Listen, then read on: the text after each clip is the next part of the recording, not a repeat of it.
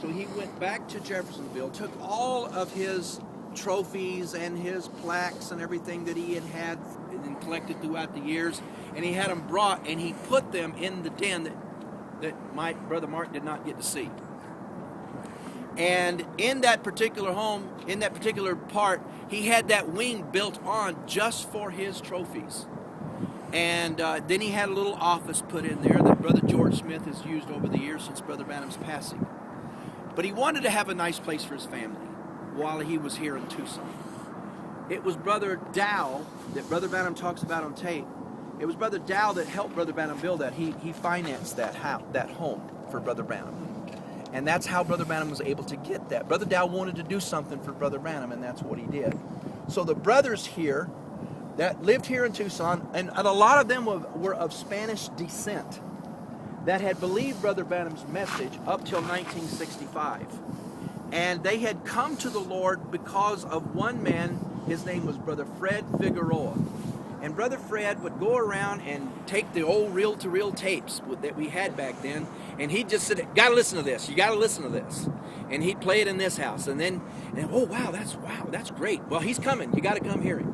And then he'd go to somebody else's house, and he kept playing the tapes.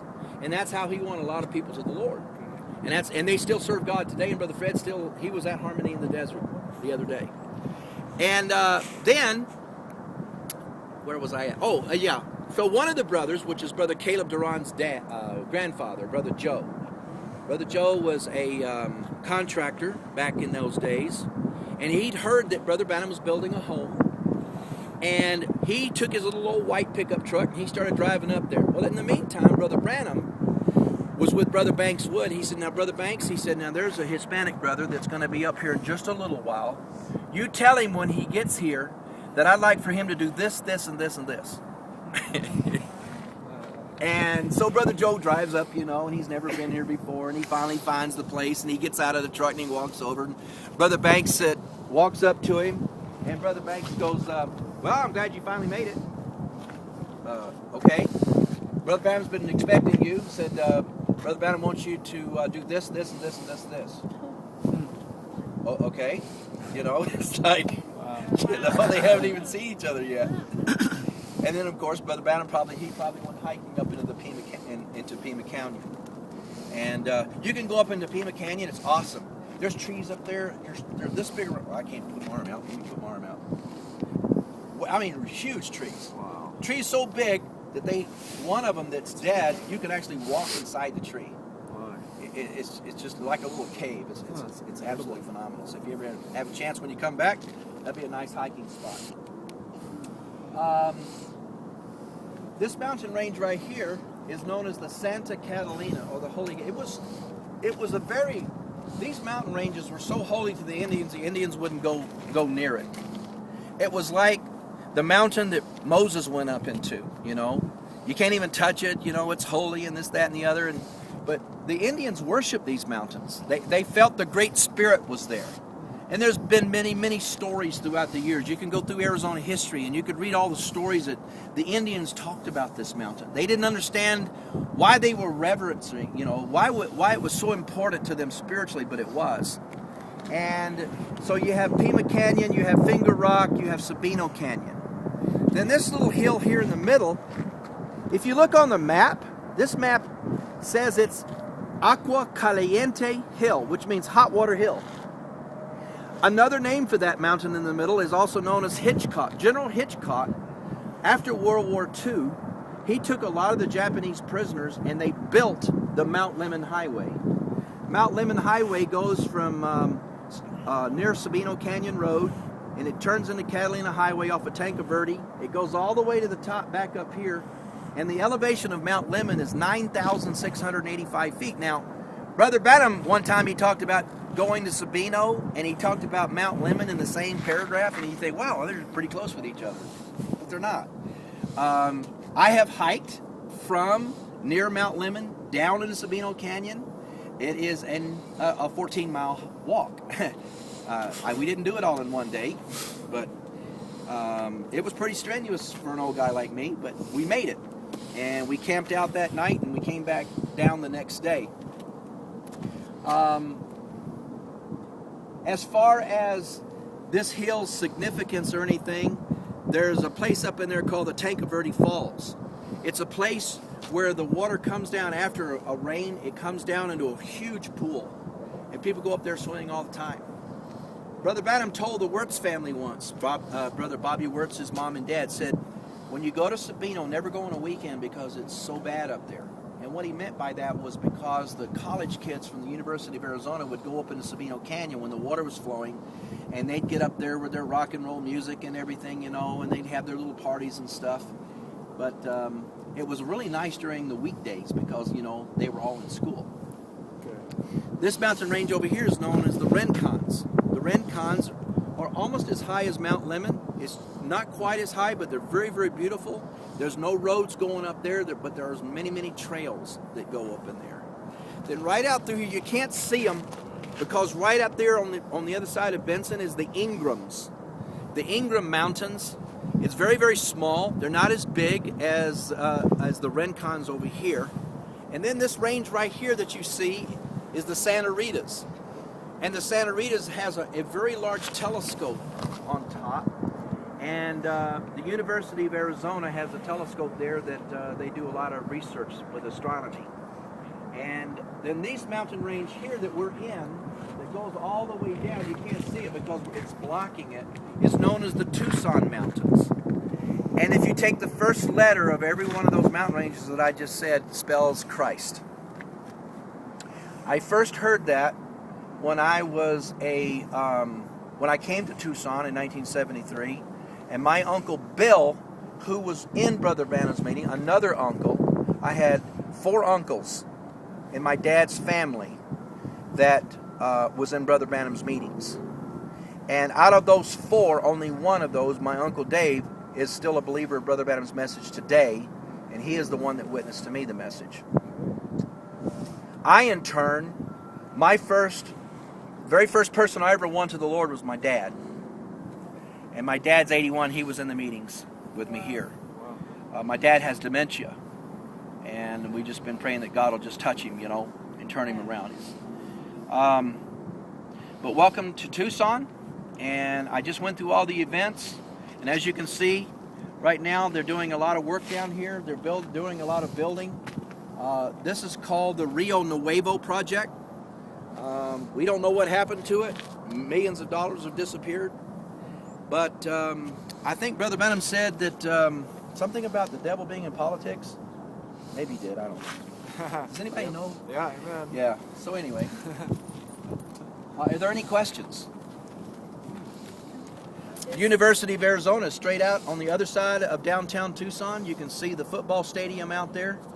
There's between 33 and 37,000 students that go to that university. It in itself is its own small town. Out this way is the Davis-Monthan Air Force Base. Back in the 1930s, that was the SAC base, or the Strategic Air Command. And they were always ready to fly out of here to do whatever needed to be done and get the job done. Who's got the eye on us? The what? Who's got the eye on us? Who's spying on us? Like, Oh, that's Fort Huachuca. You talking about the... like on the planes over there, the minute they lift off. Is it Russia that's got... Oh, yeah. Oh, yeah. They knew everything that we're doing. Okay.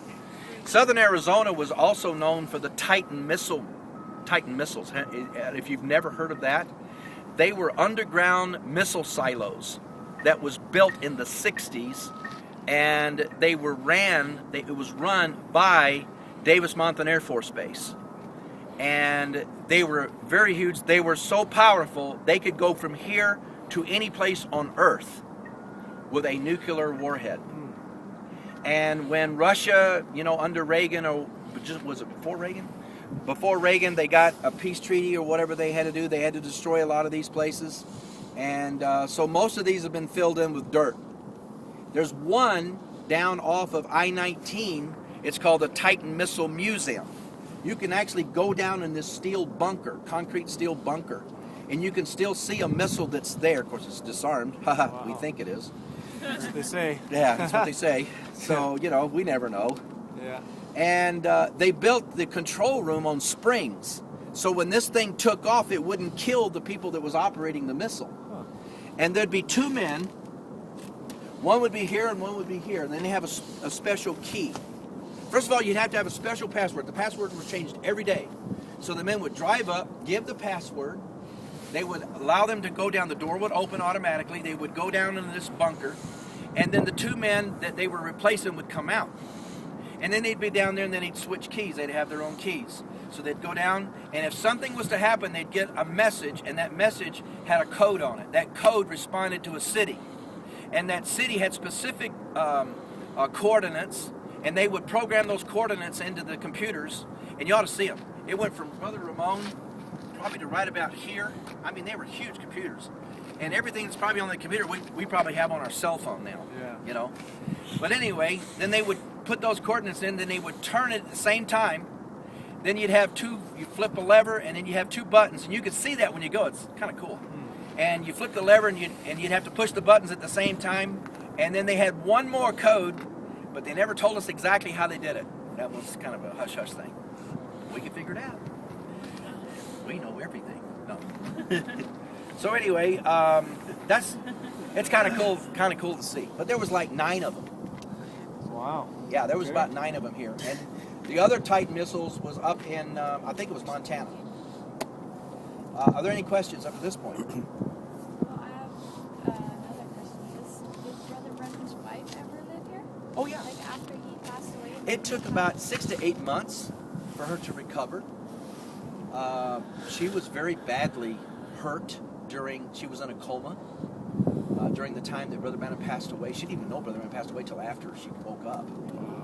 And they were waiting, and that's why they didn't bury Brother Branham, because they were waiting for Sister Branham. Should we bury him in Tucson? Should we bury him in Jeffersonville?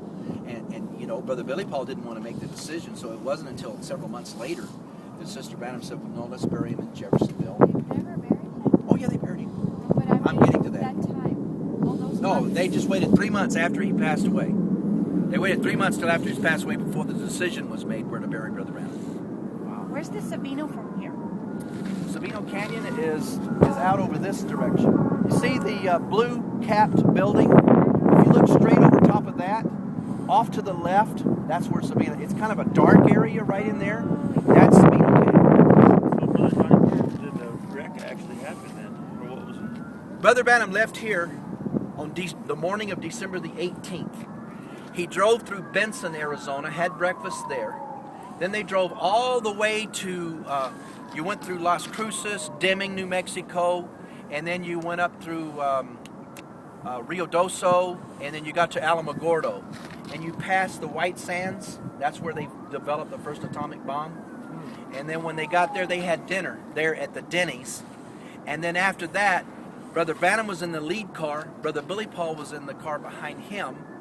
And Brother Branham took Joseph out of the lead car, his car, and gave him to Billy Paul. Now that was unheard of because Joseph was kind of hard to handle. Okay, he was just a little kid, you know, and he was all Joseph, all boy. And Brother Branham could handle him, and if Brother Billy Paul was, you know, it wasn't so great. But it's night, and so Billy Paul said, "Sure, Dad, I'll take Joseph with me." And Sarah was in the back asleep on the bench seat. It was a station wagon. Just as they and Brother Branham, coming out of Alamogordo, took the wrong turn. Excuse me, but Brother Branham never makes a wrong turn. He knew that thing. He knew that road like the back of his hand. And Brother Billy Paul could not figure out what is going on with Dad. Why did he miss that turn? So Billy Paul waits for him. And after about 10 or 15 minutes, Brother Branham comes back, and then Brother Billy Paul follows him. After a while, they're crossing the line from New Mexico into Texas.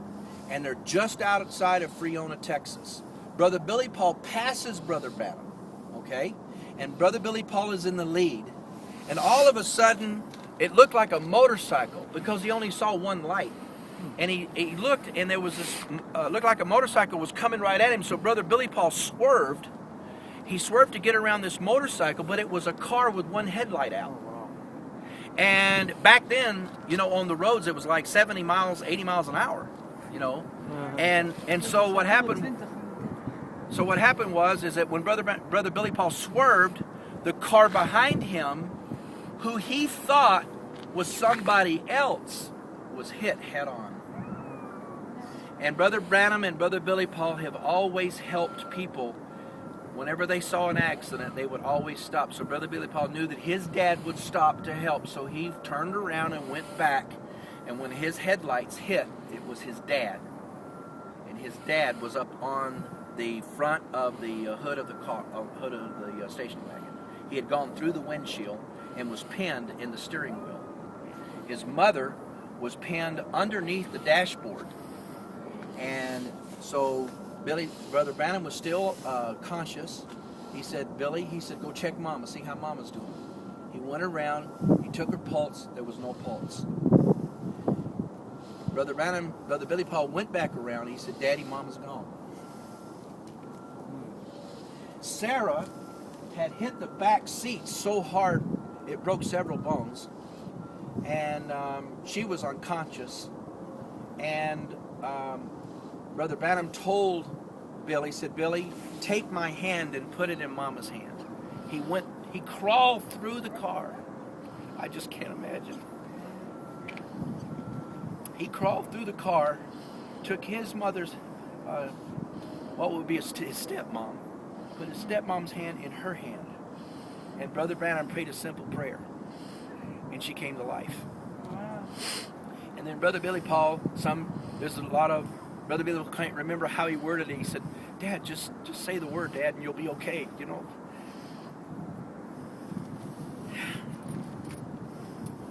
I mean, I just can't imagine an accident on that magnitude, you know, and how horrible it was. Well, the boys that were driving the car, there was like 3 or 4 boys. They were all drunk. And all of them died except one, I think. And so the little town of Friona just had a little search and rescue, kind of like a little, you know, like a volunteer ambulance. And they came up and got Brother Branham. And they couldn't do nothing for him at that little hospital that they have. It's kind of like a clinic. Yeah. And so they couldn't do nothing for Brother Branham or Sister Branham or Sarah. So they had another ambulance come down. And this is in a couple of hours. This took hours to put together. And they took them north to Amarillo, Texas, which was about an hour and a half from there. And then they put them in the hospital there. And you can read all these details in the Acts of the Prophet. And that's where you can find all the details. Because Brother Greene was there. He flew a private plane up there, and he can tell you all the details in that book. It's an incredible book. And then on the 24th of December, Brother Branham succumbed and passed away. And the most amazing thing,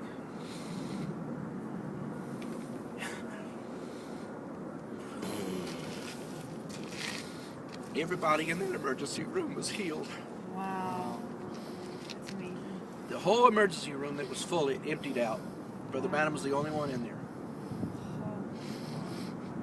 And when they examined Brother Branham's body, the doctor told Brother Greene, he said, this man's body is like nothing ever happened to it. There wasn't a bone broken. There wasn't a blood vessel out of place. It was just like his body was perfect. But the Lord decided to take him. And that's how Brother Greene knew it was his ministry as far as in his earthly tabernacle was over. But the voice, we still have the voice. Yeah. Yeah. That's right. But it was Brother Greene who had ordered all of this equipment. He was going to put Brother Branham on television. He had ordered a big camera and everything and recording. He was going to get a recording studio. He wanted everybody to hear and to see the prophet. Amen. And that's why he had this telephone hookup. He wanted, as Brother Branham preached it, he wanted everybody to be a part of it. And then he was going to have, in 1966, he was going to have Brother Branham on television and record it so that we could have it on film. Because up to that time, nobody knew of any films of Brother Branham at all. The only films that we had at the time was just home movies, and that was it. And you know, the quality of the home movies is not very good at all. And it wasn't until years later that Brother Greene heard through the Full Gospel Businessman that somebody had some films in Australia. Brother Greene flies to Australia and does more detective work, and that's how he found the films Deep Call of the Deep and 20th Century Prophet. Wow. And once again, that's all in the Acts of the Prophet, book of the Acts of the Prophet. Is there any other questions? Where do we get with that book there? Well, it's been out of print for years. We're getting ready to print it again. But there's still some old copies. You can still get some old copies. And I think on our website, we might have it in print. I think so. And then Brother Perry just over the last year, he's been testifying on all these stories. Get them in the church. You can like at Brother Ed Biscoe's, you can get a DVD of Brother Greene talking about all these things. And at Brother Donnie Reagan's, you can get DVDs, and you can get those at the Tabernacle office. And it will be open today. I think today's Tuesday, yes. Any other questions? Okay, where we're going to go next, an event that I haven't told you about that also took place in Tucson. You remember in the message, souls that are in prison now. Brother Branham talks about, he said, I was at J.C. Penney's with my wife. And he said, I was sitting down and I was waiting for her, and I was near an escalator. Yeah, I remember that. Remember that? And he said, there were some women that were coming down the escalator, and they had these cat-like eyes and these waterhead haircuts he talked about, and all done up and everything, you know. And he said, there I was, back in hell again. Wow. And you remember when Brother Branham was just a boy, a teenager, one of his best friends shot him in the leg accidentally with a shotgun and almost blew his leg in two. Right. And that's when when he was unconscious, he saw himself falling. He said as he was falling, he was calling for his mother was not there. He called for his dad was not there. He called for God was not there. He said, oh God, please forgive me if I've ever done anything wrong, Lord. You know. Wow. But at J.C. Penney's is downtown Tucson. Those buildings were not there. Those taller buildings were not there. The only building that was there is the building to the left. You see the lines going down, the white lines with the top? That's the only building that was there at the time. And that was the Valley National Bank building. And so there was not very many places. There was there was J.C. Penney's, there was Huckamee's, there was different department stores down there, and it wasn't very busy, you know. Most of the businesses and everything scatters all over Tucson. And so here's Brother Branham waiting, and he said, I don't know, I lost my train of thought now. You're talking about J.C. Penney's back in hell again. Okay. Yeah. So what we're going to do is we're going to go right by there. They've taken and they have destroyed, they have taken it down, they made it into a park. And in the place where J.C. Penney's was, the city of Tucson had a great idea. Let's construct a nice sculpture, you know, to put in this park. And when you look at this red metal monstrosity of a sculpture, and when you look at it all twisted and bent, and you know that they didn't get their inspiration from heaven. No, of course not. We kind of feel like they got their inspiration from the other place. And how it just amazes me, it's in the same location. Then to the right of it is a very large library. Then we're going to continue on past that. Then we're going to go to the first Tucson Tabernacle, which was the first Jewish synagogue in the state of Arizona. And we're going to talk a little bit about that when we get there. So we're going to stop, let you take pictures. We're going to pull in off the road, and you'll be able to look out, and you'll be able to see this monstrosity where J.C. Penney's used to be. And on our website at TucsonTabernacle.info, we have a picture of that J.C. Penney's, and it's downloadable. You can actually make copies if you'd like. Actually, you can make copies of all these places that I'm taking you on our website. Is there any questions up to this point? Do you feel warmer? A little bit more, right? I feel warmer. Yeah. Amazing. Thanks for telling me. And then we'll go from there. All right.